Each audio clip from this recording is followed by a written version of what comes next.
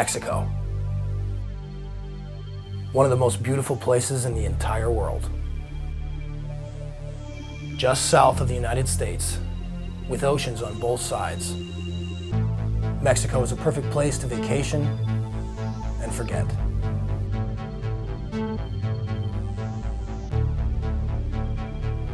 However, Mexico's dream location is also the cause of one of its biggest problems.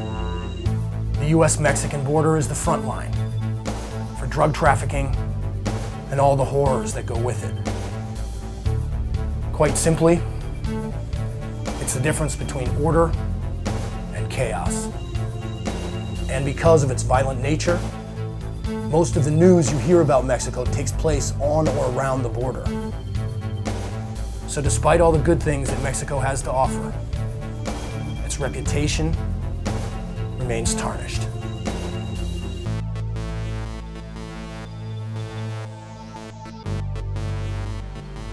Although negative news may affect Mexico unfairly, there is no dispute over one simple fact.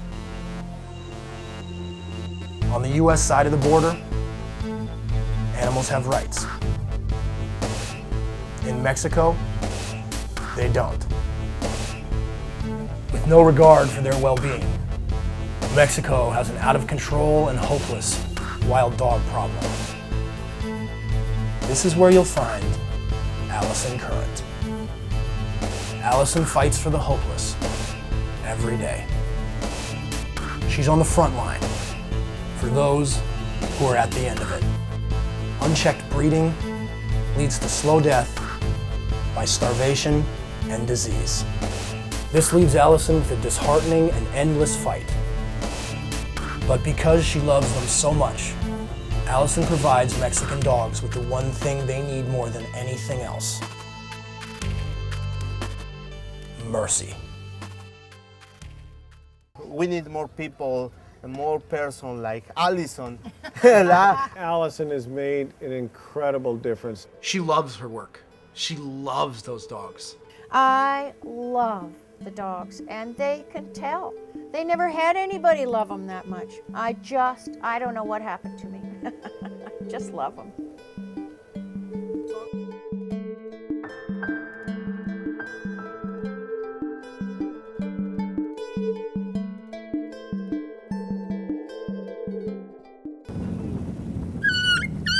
It's all right. It's all right. Allison Current spends most of her time finding homes for stray Mexican dogs.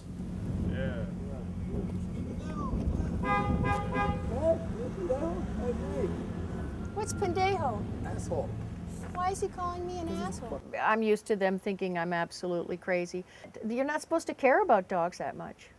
Oh, you're gonna bite me? I don't think so. Jesus, you're a heavy Marcel.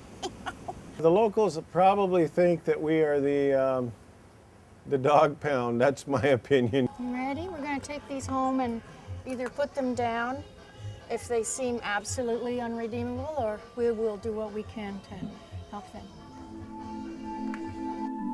Allison grew up in Canada, but spent most of her life in the United States.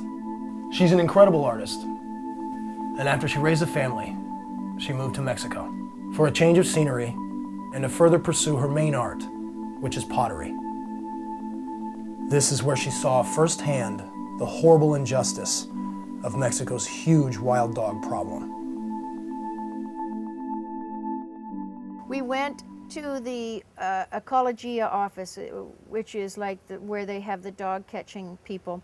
And I went with the vet, and they were doing the whole conversation in Spanish, and my Spanish is iffy. All of a sudden, I noticed the vet kind of pointing to me like this, you know, and I realized that the woman had been saying, you know, did he know that there was some sort of nutty lady down on the north end of the island that had 30 dogs? And he was trying to indicate to her that I was that lady and not to talk about it. We still laugh. It was a funny time. Allison and Jeff have a beautiful home on the Mexican island of Isla Mujeres. But they rarely notice.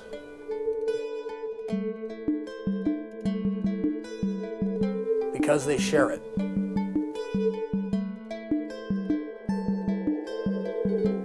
With every dog in Mexico.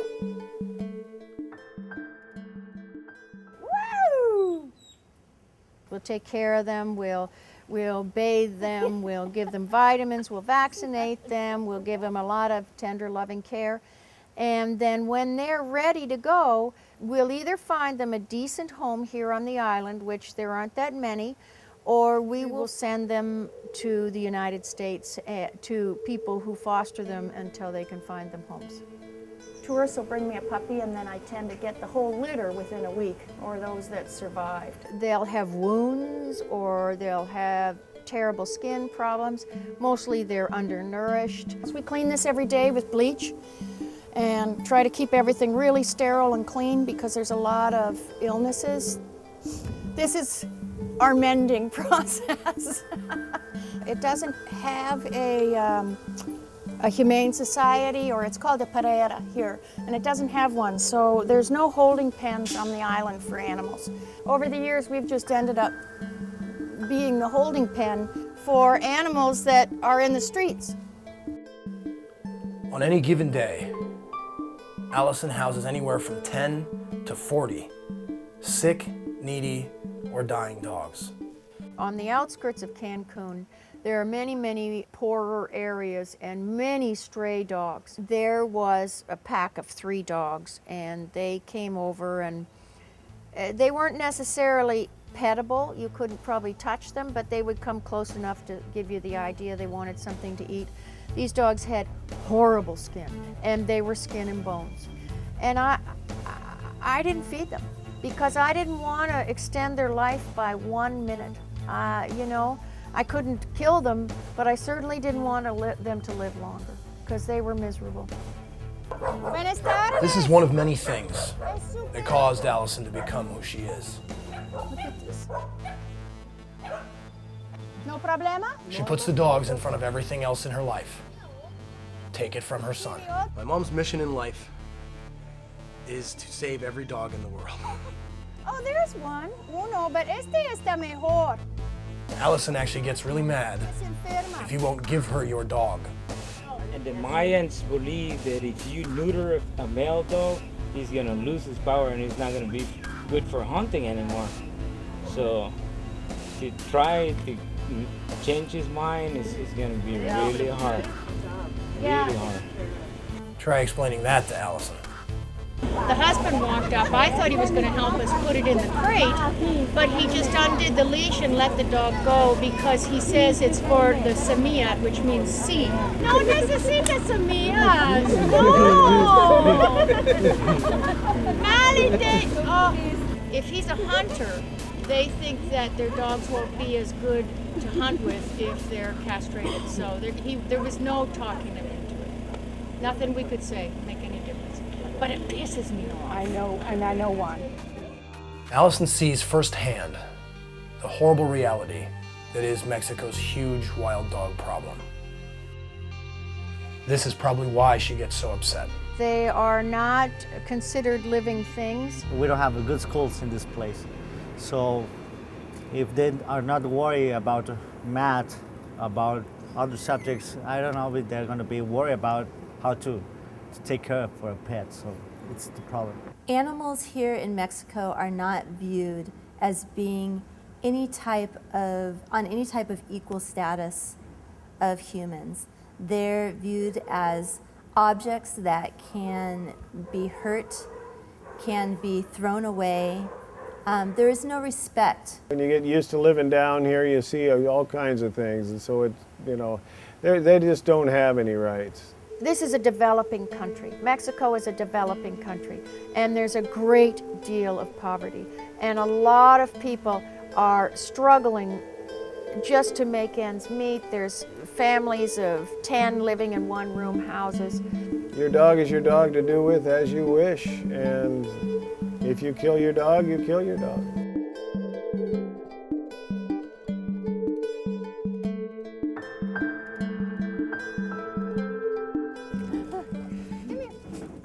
This dog spends his life tied to this tree.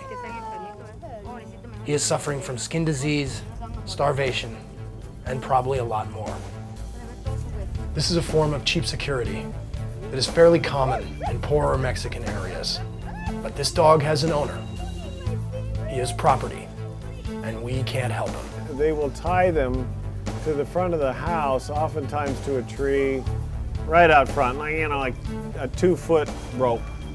And you see that all the time, and all that does is really make them mean. This used to be a golden retriever.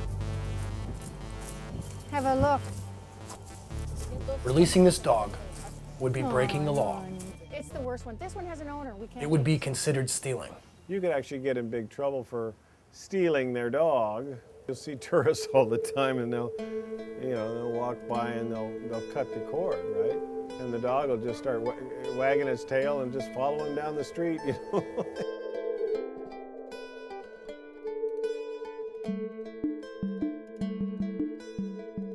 The problem lies in that people see puppies, they think they're darling. When the puppies are weaned, then they're going to be all of a sudden expensive because they have to feed them, they have to clean up after them. Once the puppies become 3 months, 4 months old, and they're not so cute anymore, and they start chewing things up in the house, it's time to housebreak them. The dogs get thrown to the street. They'll throw them in a dumpster. They'll take them to the dump. And oftentimes new puppies replace them. And so the problem grows. And every time it tries to come back to what it thinks is home, they'll throw a rock at it or kick it, and finally the dog gets an idea that it's not supposed to come back there, and then it becomes a very sad, dejected street dog. Betrayed, scared, and hungry. Unwanted and rejected dogs wander the Mexican streets.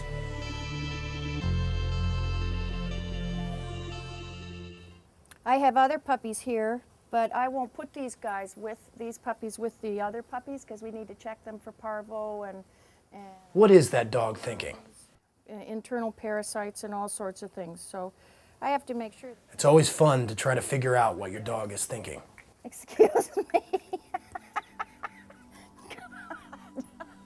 People often talk to their dogs, It's apple flavored, num num. but unlike people, dogs are simple. They will never judge you, and they will never leave you. They will give you and your family a lifetime of unconditional love and companionship in return for their acceptance and basic care. Dogs have so much love to give that they usually make their owners better people. Would you quit? A dog's personality is often what brings them close to our hearts. Hi. It's a combination of distinctive human qualities, loyalty, charm, and something you just can't put your finger on. It's all right. So, But they need our help to survive. They can't do it on their own. And that is the problem. is she eating it? This is Ricardo. See? Yes. Ricardo showed me where the puppies are, and I'm very grateful. Thank you very much. You're welcome. Look at the markings.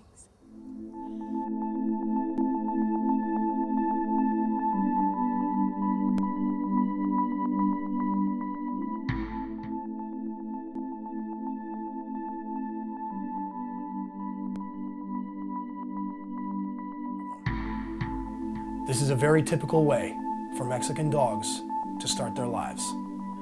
Born on the street, in ditches, alleys, and dumpsters.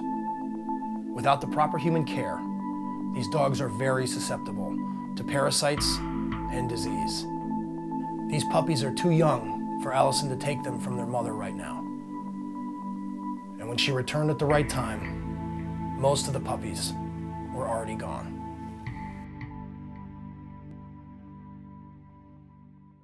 Is that one of the same litter? These two are the two survivors of that litter. This is Kiwi and this is Pee-wee. And the reason they're still here is because I don't want to separate them because Kiwi's really shy. And so it's really hard to find a home for two dogs together. So that's why they're still here. Plus the fact that I absolutely adore them. I love them too. They actually love me more than you, Mom. They No, told they me don't. that. Yes, they do. The most common disease here is Ehrlichia, and it's a blood disease, a disease of your blood, and it's transferred by ticks. And some dogs just have an immunity to it, and a lot of our dogs end up succumbing to it and dying. Picking ticks. Ticks? Mm-hmm. Hundreds of them. Lots of ticks. There's 3 kinds of ticks in there, but I don't know their names. Yesterday or the day before that literally had thousands of ticks on it. Like, they were crawling off as I was doing surgery. She operated on a dog that had more fleas, more ticks than any dog we got all week. And I had to stand beside her and try to kill them before they got to her as she was operating. They were going for her? They were going for her. It was disgusting. Like, the most ticks I've ever seen. They were getting off the dog because they didn't like the anesthetic. Oh, really? Well, because like the dog had so much anesthetic in it, and then they're like crawling off the dog trying to get away. His kennel was full of ticks crawling all through it. The table where we prepped him, they were all over. And then on my surgery table, I had to use a special sticky drape, and they were still crawling up and over towards my incision. There's no vaccination for Ehrlichia, but there's a vaccination for parvo and distemper and hepatitis and all of the rest of the things. So vaccinating the dogs and keeping them with some sort of anti-tick and flea medicine is the way to keep them healthy. So they were crawling towards the incision, like they could smell the blood or something like that? No, I don't know. Let's just say that. Yeah, they could smell the blood and they were going for it. It's really hot here right now. All right. I know, that was a bit, sorry. So there's tons of ticks, just tons of them. And I pretty much have to pick the ticks off the dogs every day. This puppy is brand new, so not so used to being picked at. Allison knows that the best way to help these dogs is to spay and neuter as many of them as possible. That's why she travels all over Mexico to put on spay and neuter clinics. Oftentimes way into the jungle and away from civilization. Today, Allison and the other volunteers travel to San Cosme. San Cosme is just one of many places in Mexico that desperately need help with their wild dog problem. The clinics are usually very hot and very cramped. There's a lot to do in a small space and a very limited amount of time. To look at a clinic in the United States or Canada, I mean, it's all stainless steel, it's all beautiful, clean, white, shiny. To see a clinic here, it's usually just a room somewhere. If they have running water, it's pretty lucky. The volunteers are what really hold these clinics together. These are the amazing people that are fixing Mexico's wild dog problem. The point of these clinics is to spay and neuter as many dogs and cats as possible. Because the more of them there are, the less there is for them. And in the 2 to 4 days that the clinic runs, the vets will perform hundreds of surgeries. More and more every year there are groups of vets that come down, and the vets pay their own way. They raise money for the medicines. They work for free. We find them room and board. We try to feed them. We try to entertain them a little bit. But they're definitely doing it because they love the animals. Okay, we'll take one snare pole. All the volunteer vets are there. It's important that they get as many dogs and cats as possible.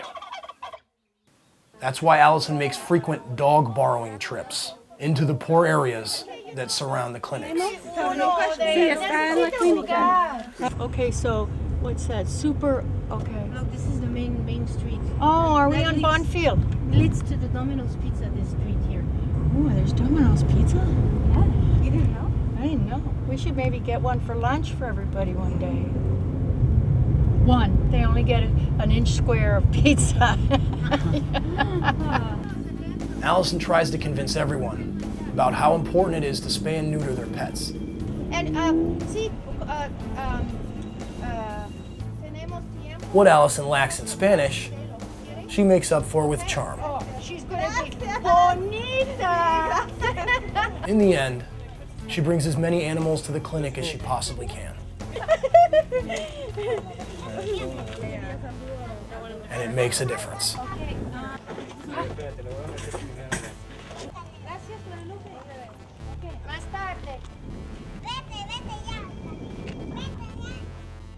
The worst wound I've ever seen was Paloma. I've never seen anything like it.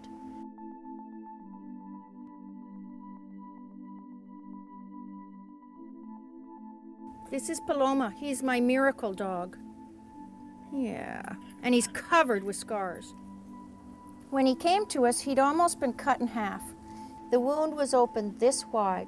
The flesh was rotting. The rope that had been tied on the dog had either been tied very tightly for a long time or had been on the dog since it was very small, because the rope had actually grown into the skin and the bone.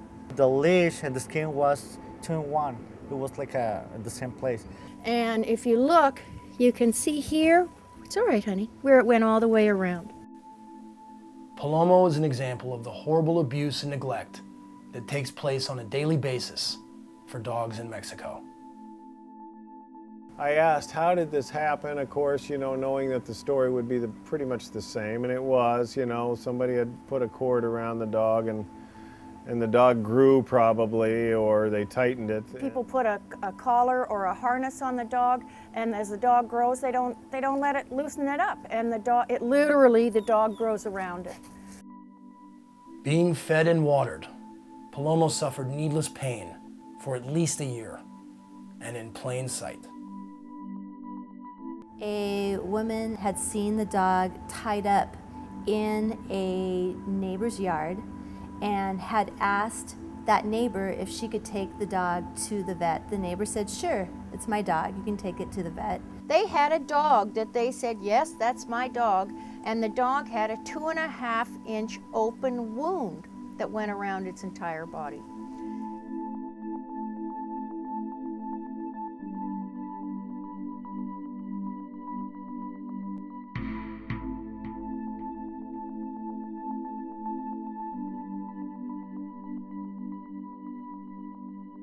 Rancho Viejo was when I actually realized how amazing the work that my mom does is, and that I could never do it.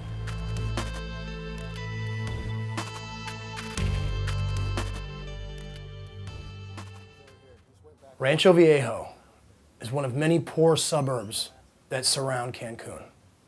Allison will hear about places like this at her clinics ¿Puedo sacar este perito? and from other concerned animal rights people. There was garbage everywhere. But it was amazing because we were in such a small area and yet there was so much to do. And there were dead dogs everywhere too. There were dead dogs in bags, there were bones from dogs. I mean, it was like nothing I've ever seen.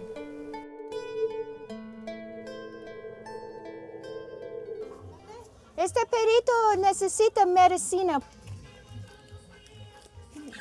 I know.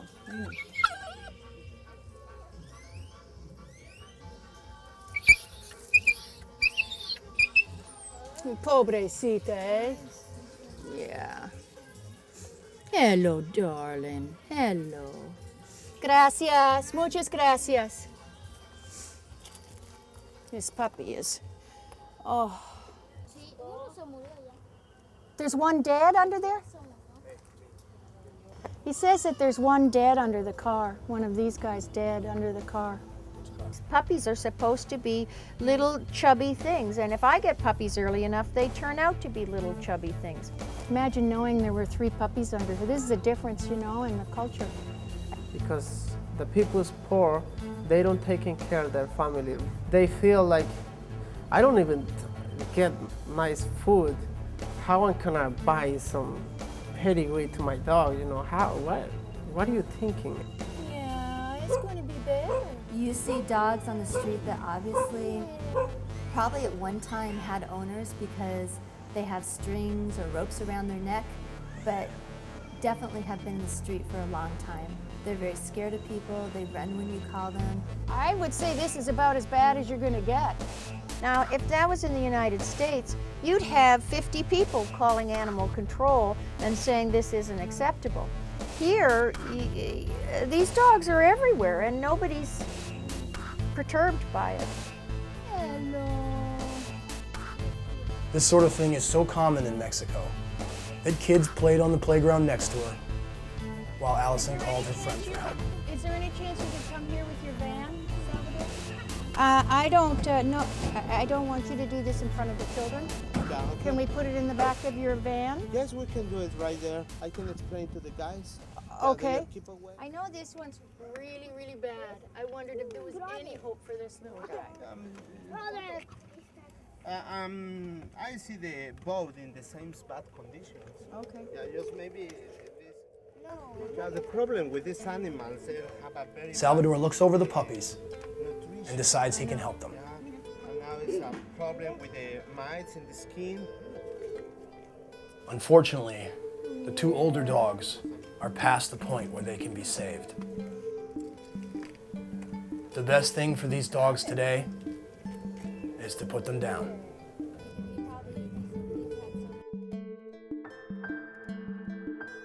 Ocho was rescued, brought back to health, and neutered.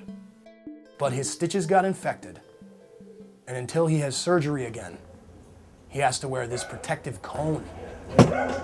Since Ocho's been rescued, he's a very happy, healthy, and loving dog. And nothing is going to get in the way of his socializing. Why don't you turn off the TV and stuff, honey? To prep him for surgery, Ocho has to have a shot.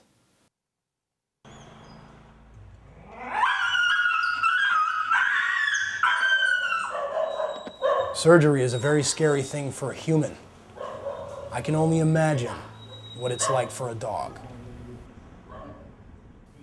However, his surgery went well, and he was fine. Ocho reacted the normal way a dog reacts when it's given a shot. But these dogs are so sick that they can't even feel it.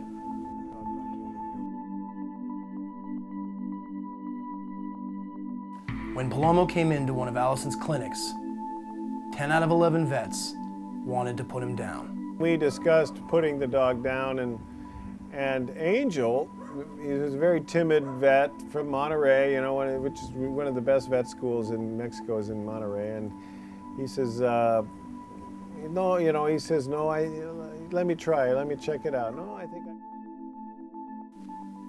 Angel operated on a dying dog, and Paloma survived. He now lives in a beautiful home in a very nice part of New York. The vet operated on him, and he healed amazingly quickly. And I tell you that with even the next day when we saw it, the difference was amazing. To see the trust that still remains in these dogs, regardless of the background that they have had, it's absolutely amazing to know that regardless of what have happened to these dogs, 95% of them can turn around and still will totally be trusting of human beings. And we have to thank them for that, for giving us that chance. People often ask me, why do I spend so much time and money on one dog? Well, I can't cure the whole country. I can only help these dogs one dog at a time. I refuse to leave any dog that I see and can do anything about in any way. I refuse to leave them there suffering. I mean, that's all I can do, one dog at a time. And it's added up. I mean, hundreds and hundreds and hundreds of dogs, we've gotten them back to good health and found them good homes. The island dogs, it's sort of a survival of the fittest. And if you get a Mexican dog, that dog is going to be a smart, strong dog. I mean, they are so amazing. They really are amazing.